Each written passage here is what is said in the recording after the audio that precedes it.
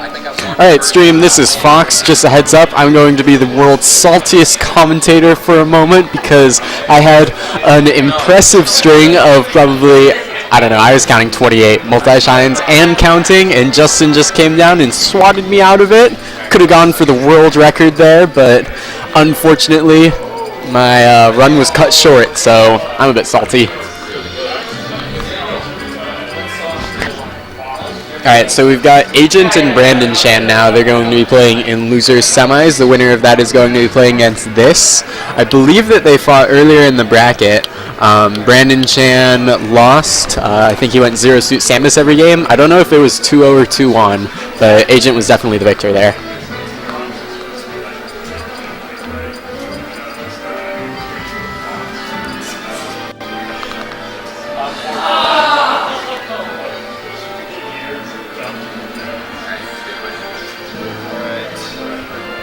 Alright, looks like they're going to go Dreamland. I don't know what characters they are, but I wouldn't be surprised if we saw 0 suit Samus again. Okay, we got Lucario, so that's Brandon's main. This is a best of 5, so I wouldn't be surprised if Brandon wants to feel out Lucario, and if it doesn't go well for him, then he might try 0 suit Samus.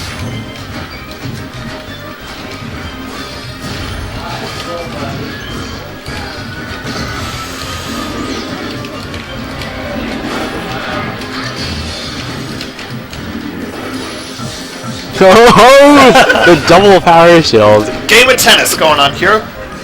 Neither of these players are particularly known for their strong power shielding game, so that was quite impressive. Carter, how familiar are you with both of these characters in like this matchup? I'm familiar with Zelda. I'm not familiar with Lucario. I know that Lucario's technical edge is going to be an interesting factor here. I'm not really sure how that's going to play into the matchup against Zelda, though. Yeah, for sure. This is an interesting one because Zelda's a pretty floaty character. When Lucario is going against a fast faller, it's really important that the fast faller gets good combo DI, so DI is down and away. Otherwise, Lucario can kind of just drag them across the stage. I imagine that Zelda might be able to get out of those combos a bit more easily, though. I can see that happening. Brandon does get back to the stage for free, though. Let's see. Daniel's definitely going to be putting those fireballs to work, as he already has been, but setting some interesting situations up for Brandon to hopefully fall into. I don't think I want one today. Thank you, though. Doesn't get caught by the Spirit Bomb, but the punish, not too heavy, just a good up throw. Those Aura Spheres are really tricky for Brandon to use because Zelda can just reflect them back at him, so he needs to be very careful when he throws them out. I think a good time to throw it out would be to cover the sweet spot option when Zelda's trying to get back to the ledge, and then having Lucario watch the on-stage option or the recovering high option. Takes some tricky timing, though, making sure that the slow movement of the Spirit Bomb gets there. Yeah, it does. Cover that option. The lucky thing, though, is that because it moves so slow, you can kind of just throw it out and hope that it stays there. If it moved quicker, then it'd definitely be more difficult. That's true, so... Oh. Good edge guarding. Very good edge guarding. Daniel recognizes that Brandon wants to get the sweet spot, so he just covers the line that goes straight there.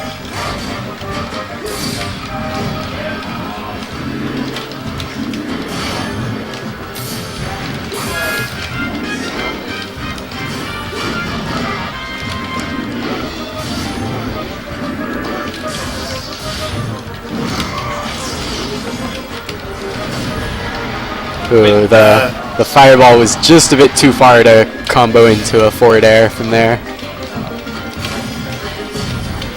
Brandon has a ton of Zelda experience, so he's not going to get caught with bad DI on any of these throws. A lot of Zeldas will do a forward throw, because naturally you want to DI up and in on any throw if you don't know what the throw does, and so they would want to DI up and in, but that leads straight into sweet spotted forward air if you're Zelda. Precisely. Oh, good covering of the sweet spot there.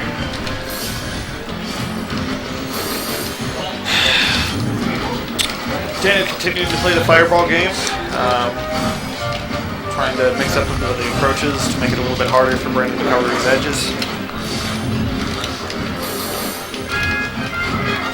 One thing that Daniel does a lot that I think he could improve upon is he throws the fireballs out between him and his opponent to create like a wall between him and where they are. I think they would be more effective if he threw it behind the opponent to trap the opponent in. I would agree with that. It's a little difficult on stage like Greenland, just because Yeah, it is. covered. He can just jump over stuff. We might see if Does kill. Okay. we're running about even here, but if we ever get to see these two play in a smaller terrain, I can imagine that Daniel's a pretty experienced Zelda. Daniel is arguably the best Zelda in Oregon. He beat Crow in a a first to 5 $10 money match. Wow. Off it was at Smash NES version 3. So what, 2 months ago?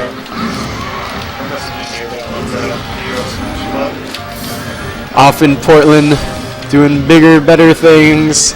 I believe his Facebook occupation reads starving bassist. Let's hope he's not so hungry tonight. Let's hope so. Yeah, I'm not sure if Portland is currently doing their Smash House Rock thing, because Teddy hosted the last one at his venue, I think last week or 2 weeks ago, and so I don't know if they've transitioned to a new venue for the Smash House Rocks yet. I haven't seen. I don't think so. Yeah, they'd probably have posted on the on the Facebook pages that there's a stream up if they had one. Yeah, he typically does post when he streams. I didn't post this one in our group, but maybe I should start doing that. I think that would be cool. Oh wow! It's really nice to have these. I appreciate the streams. You can get some Super Smash Bros. Recognition for the U of O. I think a lot of people sleep on U of O because we don't post on the Facebook page too much because No, we don't. a lot of people consider the Iceman page to be the Portland page, and so Eugene has their own page to post on. But it's that exact attitude that led to Smash House Rock's downfall in the UO vs SHR crew battle. Hell yeah! Never seen it coming. It's true. He just jumps over it, says I don't want to deal with that stuff. That's the interesting part is once it doesn't work so offensively for Brandon when it's against Zelda. Yeah. It's too easy. Her aerial movement is probably arguably one of the better. Yeah. Especially against a character like Lucario, what I've seen. So. It's hard because as Lucario, You know what? okay, that was risky. Brandon proving us wrong. It's hard because you can't never use it. Like when you're neutral, you still want to throw it out every now and then just so that they're aware that that's something that you might do. But you don't want to like rely on using it. All right, we're closing in on 1 minute here. Given the speed these two are playing footsies, we might. No. Yeah, this is a close one. It's a war of attrition, that's for sure. Good air dodge. Seems like Brandon's trying to play the offensive closeout though. He wants that stock. He doesn't want it to go to time. Ooh. Okay, Brandon's gonna want to grab. He should be able to kill off of the grab from here if Daniel doesn't DI right. It's a DI mix-up on his like forward and down throw or something. And Zelda's gonna want to kind of just like zone Lucario out and just get one solid hit or a back throw to get him off stage. It won't kill. At this percent though, yeah, that'll definitely kill. They had 35 seconds left in that match. Alright, what are your bans? Okay, so bans FD, Smashville. Nope. So it looks like he doesn't like the flat stages, so Those aren't going to work out very well. okay, Skyworld, Norfair, and Smashville. Are we going to see Let's do it. FOD? This fine? Best of 5. This is Or best 5, yeah, Yep. first to 3. Okay, so now we've got both the stage and the character counterpick to wonder about. I'm not sure if Brandon's gonna go Zero Suit Samus. It worked well for him in one set at the last tournament that they both went to, but it hasn't worked well for him at all today. I wouldn't be surprised if we saw FD. Brandon really likes FD.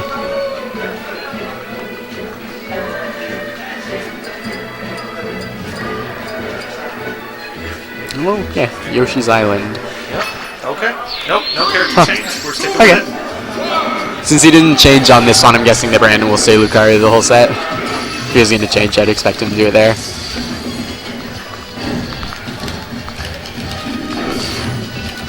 I'm actually pretty happy that he's not changing. That was a really close battle, and it could have gone either way. That was. I don't think that switching off the character would have magically fixed things for him. Right there at the end, I was surprised he didn't close it out, honestly. Just one solid hit, one opening would have probably gotten it for him. Although, Yeah. that is a bit of Daniel's advantage. He's definitely not giving him too many holes to poke through. It's hard if you're Lucario at a high percent because there's not too much that sets up for a kill if the opponent is like high enough to be too far away if you like jab them. Because at low percent he can do jab down smash, jab any smash, grab will lead into a couple of kills. Up smash off the top will do it. That was an up tilt. It was an up tilt? Yeah, Zelda has weird animations. Her up tilt looks like her up smash, and her up smash looks like a tilt.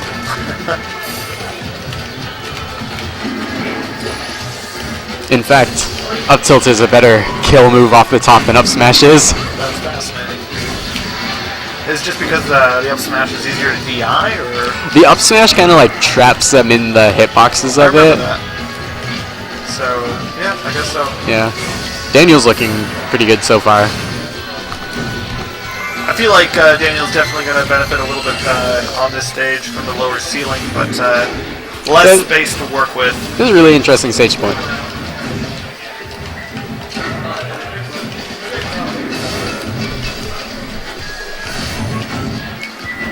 That was a good rush that Brandon did there. He recognizes that Daniel was throwing out the Din's Fire, so he just runs in with a dash attack.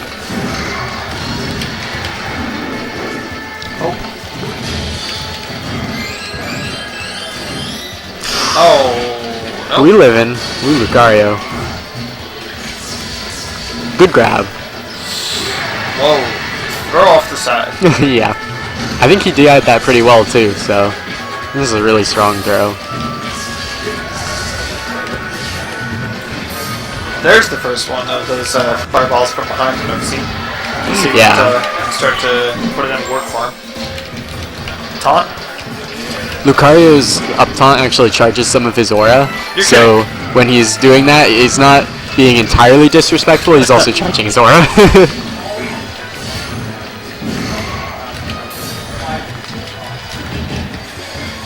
Huh, surprised I didn't grab. Man, I'm still salty that I got all of those multi-shines and he just came down and swatted me out of him.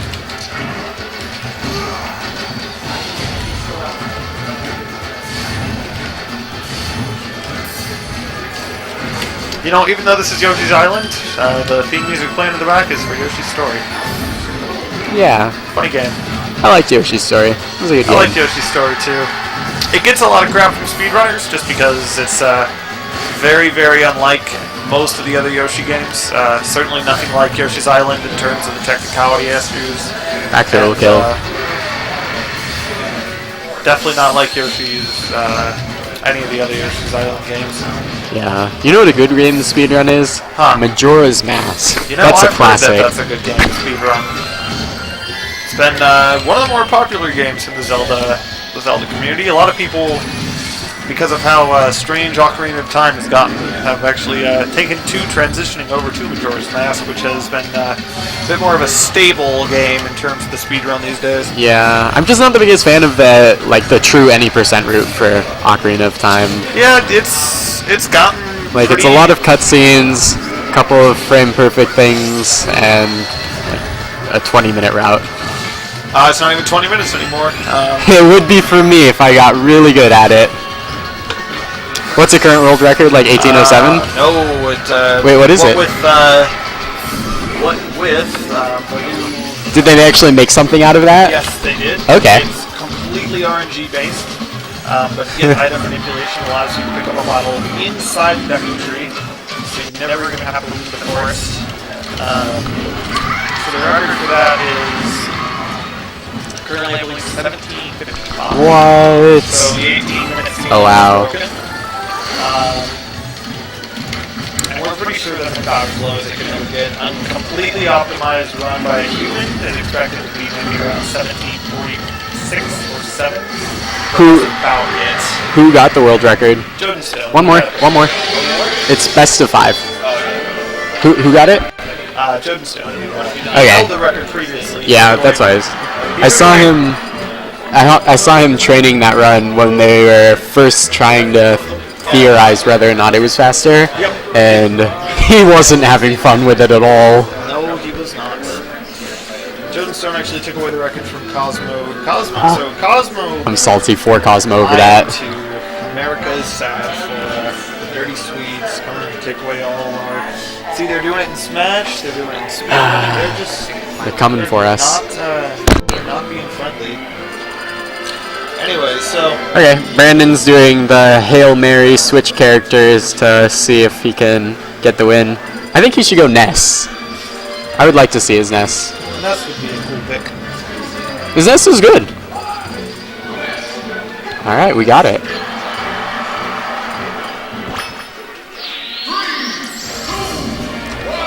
It would be hard for Brandon to take this because he has to win 3 in a row, but I can see him doing really well with this Ness. The thing with the previous 2 battles where they were essentially a war of attrition. You're playing it out in neutral, Brandon's throwing out an Aura Sphere, Daniel's throwing out Din's Fire, and they tack on percent until they finally get a kill. With Ness, though, Brandon's going to be going in a lot more and like racking up damage a lot quicker. So I think it's a good choice. Let's see how it looks up this one. The only problem is that he doesn't go Ness very often, so it might be a little bit rusty. Oh. It's looking pretty good so far, though.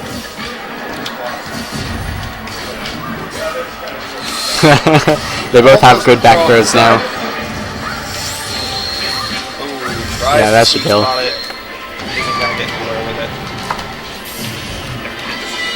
This is Yo-Yo is annoying. You can just swing it off of the ledge to catch people.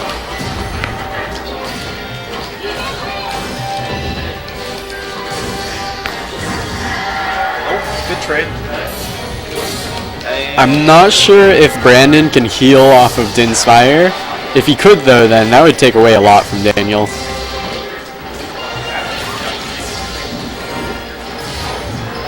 I am actually not certain.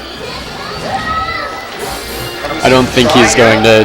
No, I don't think he's going to try unless he overhears us asking him about it. Oh! Gets the hype neutral D.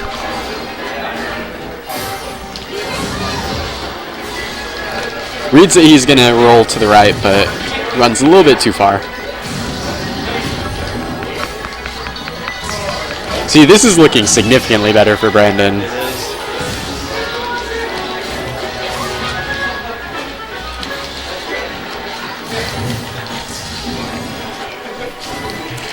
A lot rides on this one for Brandon as well. Right now, Brandon is 18 points on the elo behind Daniel, and Daniel is 15 points on the elo behind Justin, and then Justin's like 150 behind Alex or something.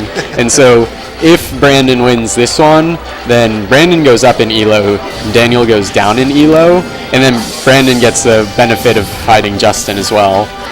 So if Brandon were to win this one and win against Justin, it's very possible that Brandon could go above both of them by the end of the night, and it would put him 4th if he did indeed go above both of them. If he beat both of them, he would definitely be above Daniel. Ooh, he wants to prove to us that he's gonna do that. A bat to the face will finish it off. Take Yeah. the first game for Brandon. A long way to go, but he has. He's looking like he has that chance now. That looked really good. One thing that I did notice was that Ness does have the ability to absorb Din's Fire. I saw that I did Brandon see that was as well. accidentally using it to stall in the air and he absorbed a little bit. So Daniel's going to do one of the 2 things. He's going to take him to a big stage or a small stage. Yep. Okay. That's something that I wasn't expecting him to do it on this one, but if he lost again, I would expect him to switch characters. I don't know if this is the best Game & Watch stage, though. Game & Watch's up B can be a bit finicky. So I don't know so much about the Game & Watch tech approach. What is Brandon going to have to be defending against, and what is Daniel's approach going to look like from? Game & Watch is a really weird character. He's going to get a lot of, well, as a character, he tends to get a lot off of doing his up B. His up B comes out frame 1, and it can lead into a neutral air, which is going to be a really strong kill move at about 70% or higher. Probably guaranteed kill at 100% on almost anywhere in the stage. That's very One thing about Game & Watch that I absolutely hate, and I wish that the PMDT would fix, is the fact that Game & Watch's throws all look identical in animation. You don't know whether he's doing back throw, forward throw, down throw, up throw, and each of them you have to DI. There's always a DI mix-up, or else he's going to get a forward air off of. So I dislike it. Brandon needs to watch out for it. I was playing Calpico, like 2 matches. He's Washington's best Game & Watch player, and he told me that the animations all look the same, and the secret is to look at the Game & Watch player's hands to see what direction they're inputting, and I think that's just silly. Well, let's we can zoom in on Brandon's eyes there and see if we can see if he watches see if we can get Daniel's hands. a read on him.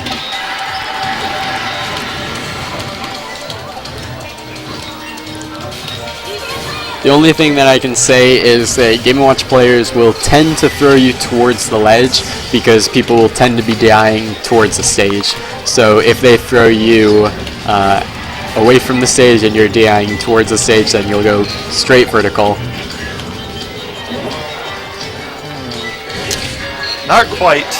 He's definitely keeping pretty focused on the screen there.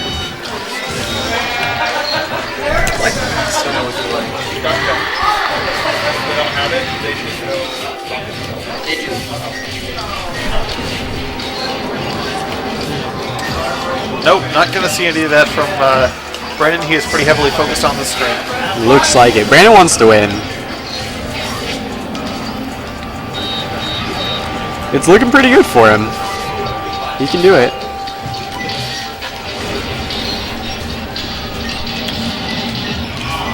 So if Daniel loses this one as well, do you think we'll see the Zelda come back out? That's a good question. I don't think we'll see the Zelda again. Daniel does secondary Game & Watch, and I think he beat Bronte with Game & Watch earlier today. He lost his Zelda, and then he went Game & Watch and won 2 games. So he probably does have enough confidence in his Game & Watch to go Game & Watch again, even if he loses. Especially after he got 3-stocked with his Zelda.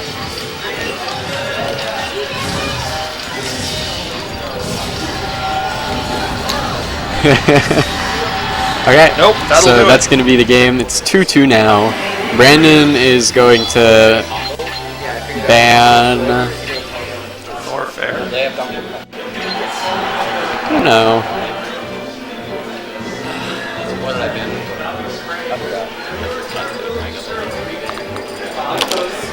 I have no idea what's going to ban, actually. If I was Game & Watch, I would probably go to a smaller stage, maybe Smashville.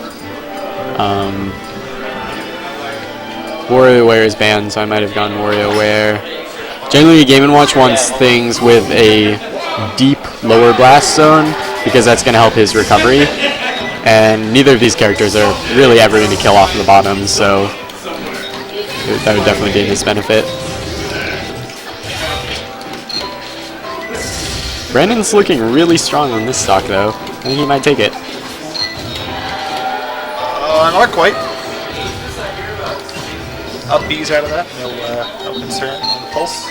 One thing that they changed in 3.5 is that Game & Watch's bucket always gains the same strength from every projectile it absorbs. So it gains the same charge from 3 of Fox's lasers as it does from 3 of Samus's fully charged shots. Wow. So I guess it's good for him in some matches. I don't know about this one because the fully charged neutral B gives him the same charge as 3 of Fox's lasers.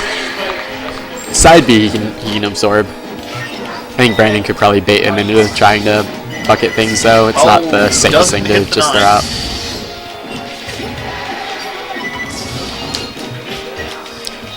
Okay. Left. Gets the good DI on that one. No jump though. Not too much he could have done there. It's kind of up to Daniel to react to what he does and get a good read.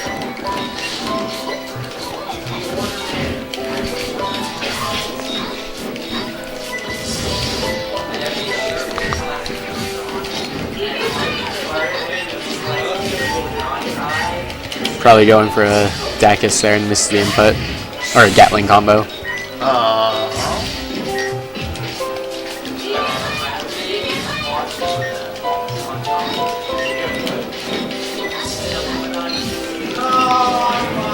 Brandon's playing a bit more patiently now than he was first game and last talk. I think he wants to hit Daniel in one of the side Bs to get him to roll or to get a grab off of it. Alright. Oh! He goes the camera flash. Other Okay. side. Ooh, he Will goes for any another back number there. of Game & Watches hit break shield? Will a 9 shield break? Yeah, they used to have one that automatically broke shield no matter what. I think it was 3. They reduced the shield damage of it in 3.5, so it doesn't instantly break shield at 100%, but I think 3 is the one that does all the shield damage. That's it. Obviously 9 will do a lot of shield damage as well, just because it's so strong.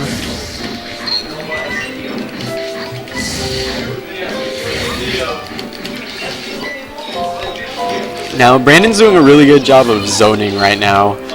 You can see him kind of running in, and he won't really attack Daniel so much as throw out some long-lasting hitboxes right in front of his shield, hoping that Daniel will either jump or panic roll. And that works really effectively when Daniel's going to be at high percent. That was a good Gatling combo. I'm not sure if he's missing Dacus's or if he's just going for a ton of dash attacks right now. I'm not sure. I don't think I approve too much of it though. No, it's definitely giving Brandon some options. Goes for a Randy side B. Back air. Another one? Nope. Goes for the yo-yo. Gets punished for it. So at this point, Brandon just needs to play it safe, run around in neutral, and get a couple of grabs and forward airs and side Bs, and I think he should be able to have it. Let's see All right. though. We got a Daniel game, has an opportunity. game 5 of losers semifinals.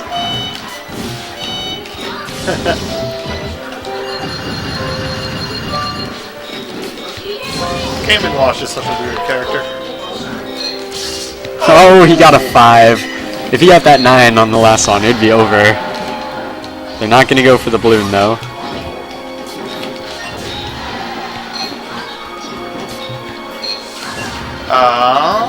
He's probably gonna look for another throw if he can get it. Oh, That's it. That'll be it though. Okay, so Brandon wins. We're going to move into losers finals now. It's going to be Brandon Chan versus this.